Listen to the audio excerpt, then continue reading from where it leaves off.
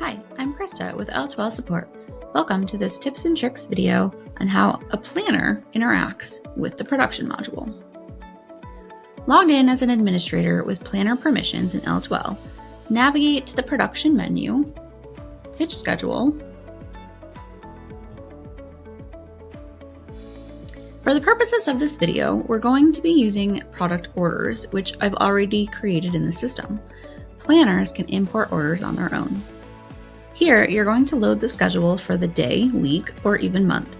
To do so, you'll have to have shifts and pitch schedule templates already created within your site. Select the area and the line from the dropdown. Ensure that the template is the one that you want to load, and click Load. A pop-up window will appear. You can load for one or more lines within the same area. You can select the date range that you wish to load the schedule for, and even set demand. Click Load Schedule. Below, you'll see that I have pitches now set up for the days that I loaded my schedule for. Once your schedule is loaded, click eKanban Planner in the upper gray toolbar. The upcoming orders should be in your view. You can narrow or broaden your view by populating the other fields present. Once you have what you want in the view,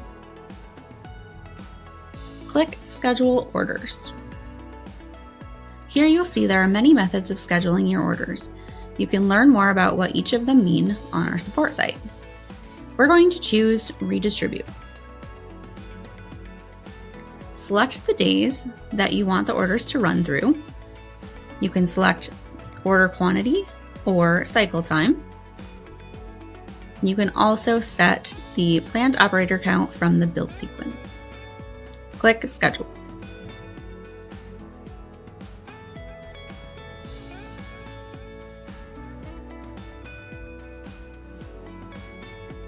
Down below, you'll see where the orders fall on the calendar view.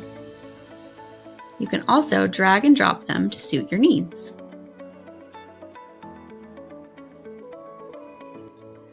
From here, you can also navigate to the calendar view to see the shift and product order overlap. That's all for now. Thank you for watching. If you have any additional questions, feel free to go watch our other tips and tricks videos or reach out to us on our support site.